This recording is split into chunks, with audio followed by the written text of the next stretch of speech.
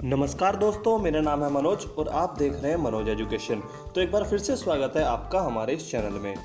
तो दोस्तों, आज जो हम बात करने वाले हैं वो बात करने वाले हैं पुलिस मेडिकल टेस्ट। हालांकि जो अर्धसैनिक बल पैरामिलिट्री फोर्स है उसका मेडिकल भी लगभग ऐसा ही होता है, लेकिन उसमें काफ़ी चीज़ें थोड़ी सी डिटेल में चेक हो जाती हैं। इसमें थोड़ी सी पुलिस मेडिकल में थोड़ी सी नॉर्मली चेक हो जाती हैं। चीज़ें वही चेक होती हैं सेम, बस उसमें थोड़ी डिटेल में हो जाती हैं। इसमें थोड़ा सा मतलब ऐसे मोटा मोटा हल्का हल्का देख लेते हैं। ठीक है दोस्तों, तो मेन जो हमारा फोकस रहेगा वो रहेगा पुलिस मेडिकल टेस्ट पर। तो उससे पहले मैं आपको बता दूं कि जो दिल्ली पुलिस के मेडिकल है वो आज से स्टार्ट हो चुके हैं।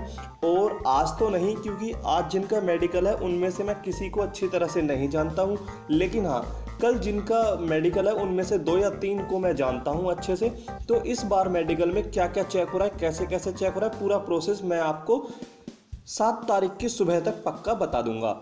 तो फिलहाल हम देख लेते हैं एक ओवरव्यू की मेडिकल में क्या चीज़ें कैसे चेक होनी है। एग्जैक्ट क्या हो रहा है इस बार मेडिकल में वो मैं आपको 7 तारीख से पहले यानी कि 7 तारीख की सुबह तक बता दूंगा। तो अब हम देखने वाले ओवरव्यू कि कौन कौन से हमारे बॉडी के जो पार्ट्स हैं वो चेक होंगे, कौन कौन से हिस्से किस तरह से चेक होंगे। मोटा मोटा सा एक ओवरव्यू ले लेते हैं मेडिकल के बारे में। लेकिन दोस्तों, अगर आपने अभी तक हमारे चैनल को सब्सक्राइब नहीं किया है तो प्लीज़ सब्सक्राइब वाला बटन प्रेस करके हमारे चैनल को सब्सक्राइब कर लीजिए। तो चलिए दोस्तों, अब हम चलते हैं आगे अपनी इस वीडियो पर। तो दोस्तों, हम शुरू करेंगे ऊपर से, बॉडी में सबसे ऊपर से सर से लेके शुरू करेंगे। तो वहाँ पर सर में सबसे पहले हमारी चेक होती है आँखें। तो ऊपर से नीचे की तरफ हम चलेंगे, जो भी चीज़ें टेस्ट होती हैं उनको लेते हुए। तो दोस्तों, सबसे पहले बात आती है आंखों की। तो आंखों में सबसे पहली जो क्वालिटी है वो आंखों में भेंगापन नहीं होना चाहिए। अब दोस्तों, भेंगापन आप जानते होंगे अच्छे से कि क्या होता है, फिर भी मैं आपको बता देता हूँ कि अगर हम किसी चीज़ को देख रहे हैं तो हमारी आंखों के दोनों तारे, जिनको आंखों के तारा बोलते हैं, वो उसी डायरेक्शन में होने चाहिए जिस डायरेक्शन में हम देख रहे हैं। किसी दूसरी डायरेक्शन में नहीं होने चाहिए और दोनों एक साथ मूव करने चाहिए। ऐसा नहीं है कम मूव कर रहा है, एक ज़्यादा मूव कर रहा है आइज़ को लेफ्ट राइट मूव करने पर। तो दोस्तों, भेंगापन नहीं होना चाहिए। और दोस्तों, मैं आंखों के बारे में सब कुछ बताने के बाद आपको ये भी बताऊंगा कि कौन सा पॉइंट अगर थोड़ा बहुत इधर उधर तो चल जाएगा, लेकिन कौन सा पॉइंट ऐसा है जो बिल्कुल बर्दाश्त नहीं किया जाएगा। और दोस्तों, उसके अलावा हम देखेंगे कि आंखों की जो दूरी है वो कितनी होनी चाहिए, जो मतलब दृष्टि है जो एक तरह से वो 6/12 होनी चाहिए। कितनी होनी चाहिए दोस्तों? 6/12 होनी चाहिए। अब दोस्तों, आपने काफ़ी बार 6/6, 6/9, 6/12 ये सब होता क्या है एक्चुअली में, ये क्या होता है, तो इसके बारे में मैं आपको बता देता हूँ एक इमेज के थ्रू। तो देखिए दोस्तों, आपको एक इमेज नज़र आ रही होगी। मैं इसको हल्का सा जूम कर देता हूँ पहले तो देखिए दोस्तों, ये ई लिखा है यहाँ पर, ये जो लिखा है ई लिखा है वो भी काफ़ी बड़ा लिखा है। अगर कोई इसको पढ़ लेता है बिना चश्मे के तो उसकी आई साइट जो है वो 6/60 मानी जाएगी। वो भी कंपेयर जब इससे छोटा नहीं पढ़ पाएगा, जिसको अच्छे से पढ़ पा रहा है और उससे जस्ट छोटा नहीं पढ़ पा रहा है वो वाला। और जैसे मान लो अगर कोई इसको ढंग से पढ़ लेता है अच्छे से बिना चश्मे के तो उसकी आई साइट 6/30 मानी जाएगी। तो इसी तरह से जो साइज़ है अक्षरों का वो घटता रहता है, वो क्या होता रहता है, घटता होता है। अब दोस्तों, हमारी जो 6/12 है वो ये वाली लाइन है जिसको मैं अंडरलाइन कर रहा हूँ। ये वाली लाइन जो है वो 6/12 है, UZDTF। अगर आप इसको पढ़ लेते हैं अच्छे से तो आपकी जो आई साइड है वो 6/12 है बिना चश्मे के, अगर आप इसे पढ़ लेते हैं। और दोस्तों, सबसे अच्छी जो आई साइड मानी जाती है वो मानी जाती है 6/6 वाली, जो कि जिसके नीचे रेड अंडरलाइन हो रही है ये वाली, ये 6/6 की। अगर आप इसे पढ़ लेते हैं तो 6/6 ये एक अच्छी आई साइड मानी जाती है। तो दोस्तों, दिल्ली पुलिस में जो है वो 6/12 चलने वाली है, यानी कि ये वाली चलने वाली है। तो इस तरह से चेक करते हैं कि आप कितने छोटे अक्षर पढ़ सकते हैं, उतनी ही आपकी आई साइट अच्छी मानी जाती है। तो चलिए अब हम लौट चलते हैं अपने फिर आगे। तो दोस्तों, अब आता है आंखें के अंधेपन से मुक्त हो, यानी कि दोस्तों कलर ब्लाइंडनेस बिल्कुल बर्दाश्त नहीं किया जाएगा। चाहे अगर कोई कलर ब्लाइंडनेस है तो उसका कुछ भी नहीं हो सकता, उसको सीधा बाहर कर दिया जाएगा। ये एक ऐसा पॉइंट है जिस पर बहुत ज़्यादा सावधानी बरती जाने वाली है। अब कलर ब्लाइंडनेस टेस्ट होता कैसे है? सबसे पहले इस बीमारी में जो है, जो इस बीमारी से पीड़ित पर्सन होगा उसको रेड और ग्रीन कलर में कोई फ़र्क नज़र नहीं आएगा। उसको जो है सारे रंग मतलब रेड और ग्रीन जो है एक जैसे लगने वाले हैं। जैसे कि अगर कोई नॉर्मल पर्सन है तो उसको रेड रेड दिखाई देगा, ग्रीन ग्रीन और येलो येलो। लेकिन अगर कोई ऐसा पर्सन है जिसको कलर ब्लाइंडनेस है, उसको रेड ऐसा दिखाई देगा, यानी कि येलो टाइप का, ग्रीन भी येलो टाइप का दिखाई देगा और येलो येलो ही दिखाई देगा। तो ये तीनों लगभग एक से होते हैं, दिखाई देते हैं, जिससे कलर ब्लाइंडनेस पता नहीं चलता। तो दोस्तों ये पॉइंट बिल्कुल भी ऐसा नहीं है कि माफ़ कर दिया जाएगा, मतलब बिल्कुल भी इस पॉइंट को लेके काफ़ी ज़्यादा सीरियस मेडिकल होने वाला है। ये पॉइंट कभी भी एक तरह से टाला नहीं जा सकता। तो दोस्तों मैंने आपको बता दिया है, अगर दोस्तों आपने लेजिक सर्जरी करवा रखी है या कोई ऐसा कैंडिडेट है जिसने लेजिक सर्जरी करवा रखी है अपनी आंखों की, तो वो मान्य हो जाएगी। लेकिन मान्य तभी होगी जब वो जो है इन 3 टेस्ट को पास करता है। पहला विपरीत संवेदनशीलता टेस्ट और मंद प्रकाश टेस्ट, और दोस्तों यहीं पे तीसरा टेस्ट है चकाचौंध तीक्ष्णता टेस्ट। अब दोस्तों ये क्या टेस्ट होते हैं? लेजिक सर्जरी तभी मान्य होगी अगर आप इनको मतलब पास कर लेते हैं टेस्टों को।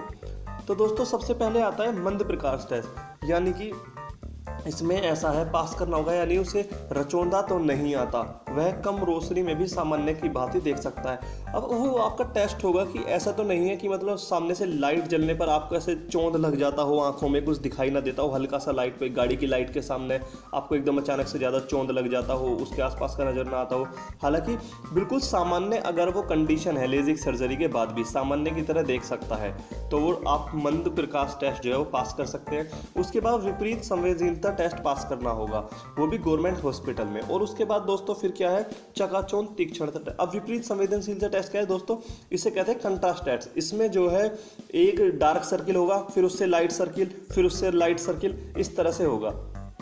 इसी प्रकार से दोस्तों चकाचौंध टेस्ट, अगर ये 3 टेस्ट आप पास कर लेते हैं कि मतलब आपकी आंखों पर चकाचौंध टेस्ट का मतलब अपनी आंखों पर रोशनी डाले, तो ऐसा नॉर्मल आइज में ऐसा होता है कि जो आंखों की पुतली होती है बीच वाली, एक तो बड़ा सर्कल होता है, उसके अंदर जो छोटा सर्कल होता है तारे के अंदर, वो घटता और बढ़ता है, रोशनी की मात्रा के ऊपर डिपेंड है कि कितनी रोशनी आंख में जा रही है, उसके हिसाब से बड़ा छोटा होता रहता है। तो वो है चकाचौंध टेस्ट कि वो नॉर्मल है या नहीं है। अगर ये तीनों टेस्ट आप पास कर लेते हैं तो आपकी लेजिक सर्जरी मान्य हो जाएगी, वरना अमान्य हो जाएगी। तो दोस्तों चलिए चलते हैं आंखों से आगे। अब क्या आता है? अब दोस्तों आता है पैर। तो दोस्तों सबसे पहले हम पैरों पर ना जाकर हम कान के बारे में बता देते हैं। तो दोस्तों कान का बस ये है कि आप सामान्य लोगों की भांति सुन सकते हो, ऐसी कोई दिक्कत ना हो कि एक कान खराब है एक कान सही है, आपको एक कान से आवाज़ आती है या दोनों कान से, बस ये टेस्ट होगा आप सामान्य की तरह सुन सकते हैं या नहीं। और दोस्तों अब चलिए चलते हैं, इसी के आधार पर चल लेते हैं, जो भी ये PDF या फाइल है, तो इसके आधार पर देखते हैं लेग्स की कंडीशन क्या होनी चाहिए पुलिस मेडिकल टेस्ट में। तो दोस्तों सबसे पहले नोक नीज जो है वो बिल्कुल बर्दाश्त नहीं किया जाएगा। अगर किसी को नोक नीज की प्रॉब्लम है, अगर 19-20 है, जरा मरा सा है, तो दोस्तों देखो ये इतना कांस्टेबल लेवल का है तो चल जाएगा। लेकिन अगर थोड़ा हाई लेवल का यानी कि ज़्यादा है तो वो बिल्कुल बर्दाश्त नहीं किया जाएगा, उसे डिस्क्वालीफाई कर दिया जाएगा। और दोस्तों सेकंड बात है फ्लैट फुट। हालांकि फ्लैट फुट जो है वो इतनी बड़ी समस्या यहाँ पर हमारे दिल्ली पुलिस के मेडिकल में नहीं रहने वाली, और ऐसा बहुत मुश्किल से होता है। फ्लैट फुट वाले मतलब काफ़ी एक तरह से टफ होता है, काफ़ी कम लोगों में मिलता है, और होता भी है तो इसकी इतनी ज़्यादा डिमांड नहीं है जितनी नोक नीज की है। हालांकि अगर बहुत ही ज़्यादा है तो ये भी कुछ, अगर कोई चीज़ 19-20 है मतलब नॉर्मल से थोड़ा बहुत इधर उधर है तो वो चल जाएगा। अब दोस्तों चलते हैं आगे। अब आता है दोस्तों यहाँ पर ये क्या है, हम नसों के बारे में जान लेते हैं। जो हमारी नसें होती हैं, ऐसा हो सकता है, देखो आपने देखे होंगे बहुत से लोग ऐसे जिनकी नसें जो हैं उभरी हुई रहती हैं, काफ़ी दिखती रहती हैं बाहर से ही, ऐसे जैसे हाथों में पाइप से फिर रहे हो, मतलब काफ़ी ज़्यादा दिखती रहती हैं। और कुछ लोग ऐसे होते हैं जिनकी नसें बिल्कुल नहीं दिखती हैं। तो दोस्तों हर तरह का वो नसें दिखने वाला भी मान्य है और नहीं दिखने वाला भी मान्य है, बस वो सामान्य होना चाहिए। सामान्य ऐसा ना हो नसें सूजने की वजह से ऊपर दिख रही है, या नसों में कुछ मतलब बीमारी हो उसकी वजह से दिख रही है, या उसकी वजह से ढकी हुई है। नसों को दिखना भी चल जाएगा, नसों का छुपा होना भी चल जाएगा, बस वो सामान्य होना चाहिए, नॉर्मल होना चाहिए बस। ठीक है दोस्तों, उसके बाद क्या आता है, जो आपके पैर के मतलब पैर और हाथ की उंगलियों में कमी या किसी भी प्रकार की विकृति नहीं होनी चाहिए। अब दोस्तों इसका कहने का मतलब क्या है, आपकी हाथों और पैरों की उंगलियां जो है वो नॉर्मल होनी चाहिए। ऐसा नहीं है कि वो मुड़ी रहती है एक उंगली हमेशा किसी मतलब एक सिचुएशन में या एक खास आकृति में मुड़ी रहती है आपकी एक उंगली हमेशा, या फिर आपकी एक उंगली कट चुकी है किसी कारणवश, या आपके मतलब एक उंगली कम है। तो दोस्तों ऐसा नहीं चलने वाला, किसी प्रकार की उसमें कमी या विकृति नहीं होनी चाहिए। विकृति का मतलब आपकी उंगली ऐसे बीच में से मुड़ी हुई रहती है, तो इस तरह की चीज़ें वहाँ पर नहीं चलने वाली। तो दोस्तों अब चलते हैं आगे। तो आगे देखें, यहाँ पर देखिए पैर के अंगूठे को होलेक्स कहते हैं और क्या है इसमें पैर के अंगूठे के साथ वाली उंगली की तरफ स्वाभाविक रूप से झुका नहीं होना चाहिए। तो दोस्तों ये इतनी नॉर्मल बात नहीं है, ये इतना डीपली चेक नहीं होने वाला। अब ये क्या है, यानी कि अंगूठे की जो हड्डी है वो अस्वाभाविक स्थिति में नहीं बड़ी होनी चाहिए। तो दोस्तों जो पैर की अंगूठी है वो ज़्यादा, पैर का जो अंगूठा होता है वो ज़्यादा जो उसके बराबर वाली उंगली है उसकी तरफ को मुड़ा हुआ या ऊपर को उठा हुआ या नीचे को दबा हुआ एकदम से नहीं होना चाहिए। बिल्कुल नॉर्मल कंडीशन में हमारे हाथों और पैरों की उंगलियां होनी चाहिए। हालांकि इतना कैड़ा पॉइंट नहीं है जिसपे आपको निकाला जा सकता है, लेकिन फिर भी अगर वो बहुत ज़्यादा है तो ये पॉइंट बन सकता है। हमें हर चीज़ नॉर्मल मानकर चलनी होगी। अगर नॉर्मल से थोड़ा बहुत इधर उधर हो जाता है तो चल जाएगा। और दोस्तों यहाँ पर देखिए जो पैर का अंगूठा है वो कठोरता नहीं होनी चाहिए। पैर के अंगूठे में असामान्यता कठोरता नहीं होनी चाहिए। अब दोस्तों उसके अलावा चलते हैं हम यहाँ पर, आपके जो लेग्स हैं यानी कि आपके जो पैर हैं वो टेढ़े मेढ़े नहीं होने चाहिए, यानी कि धनुष के आकार के नहीं होने चाहिए, जो कि विटामिन डी की कमी से रिकेट्स रोग में हो जाते हैं। तो चलिए दोस्तों अब आगे चलते हैं। अब आता है दोस्तों ये छाती में कमी या विकृति नहीं होनी चाहिए, जैसे किसी भी छाती के अंदर धंसी हुई या असामान्य उभार या टेढ़ी मेढ़ी। तो दोस्तों आपने देखा होगा किसी को छाती पे मतलब पीछे कमर पे कुबड़ सा निकल आता है या किसी कारणवश छाती आगे से अंदर को धंस जाती है। तो ऐसा बिल्कुल नॉर्मल बॉडी आपकी होनी चाहिए, ऐसा कुछ भी उसमें नहीं होना चाहिए। और दोस्तों यहाँ पर जो है आपके जो जोड़ हैं, हड्डियों के जो जोड़, जैसे कोहनी का जोड़, उंगलियों में जहाँ से उंगलियाँ मुड़ती हैं वो जोड़, घुटने, ये जो है एक तरह से मतलब इनमें कोई कमी नहीं होनी चाहिए, ये भी बिल्कुल नॉर्मल जो है आपके होने चाहिए। और दोस्तों शरीर का कोई भी हिस्सा हो उस पर कोई भी किसी प्रकार की हानि ना हुई हो, यानी कोई विकृति ना हो। ठीक है दोस्तों, विकृति का मतलब होता है एक कंडीशन आ जाए, जैसे आप बहुत से की उंगलियां मुड़ी रहती हैं हमेशा, तो ऐसा नहीं है कि आपका हाथ एक ही डायरेक्शन में ज़्यादातर मुड़ा रहता है कोनी पर से, आपने देखा होगा कभी कभी। तो आयो कहता है कमर में कुबा निकला हो, कटी फटी नाक या असामान्य शरीर की बनावट।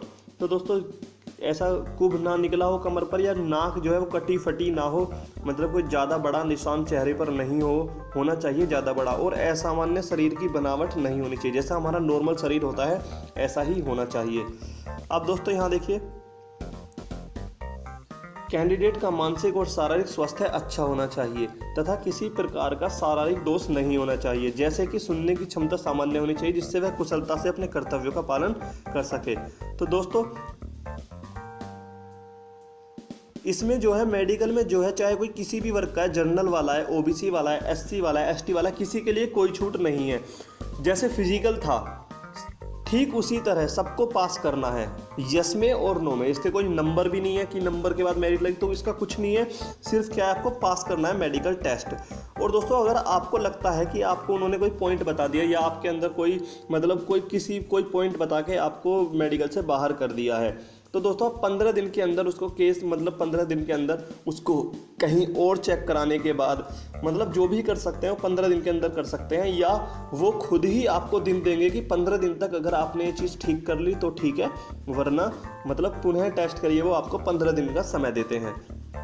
तो दोस्तों ये थी हमारी मेडिकल की इन्फॉर्मेशन, जो हमारा मोटा मोटा चेकअप इस बार होने वाला है, जो पुलिस वगैरह में मेडिकल टेस्ट होता है। और देख लीजिए यहाँ पर ये जो नोक नीज है वो देखिए, जो पहले वाला यहाँ पे घुटने पे टच हो रहा है, दूसरे वाले में गैप ज़्यादा है, और ये जो बीच वाला जो फिगर है वो नॉर्मल पैरों का होता है। तो दोस्तों ये होता है नोक नीज। और इसके अलावा मैं आपको बता दूं कि इस बार जो मेडिकल चल रहे हैं वो स्टार्ट हो गए हैं। 5 मार्च का दिन है आज पहला मेडिकल डे था, जब दिल्ली पुलिस के मेडिकल का आज पहला दिन था। और दोस्तों इस बार मेडिकल में क्या क्या बिल्कुल एग्जैक्ट हो क्या रहा है इस भर्ती में, वो मैं आपको 7 तारीख की मॉर्निंग तक बता दूंगा। पक्का कंफर्म है, 7 तारीख तक की मॉर्निंग तक मैं आपको बता दूंगा। आज जिनका मेडिकल हुआ है मैं उनमें से इत्तेफाक से किसी को भी नहीं जानता हूं, और ना ही किसी का मेरे पास कॉन्टैक्ट नंबर है। अगर आप किसी ऐसे को जानते हैं जो कि मतलब जिसका आज मेडिकल हुआ है, तो वो मुझे इस नंबर पर कॉल ज़रूर कर ले। मैं यहाँ नंबर लिख देता हूँ, 96751336। सॉरी दोस्तों, समय में से तो 13, ये यहाँ पे 83 आएगा और यहाँ पे आएगा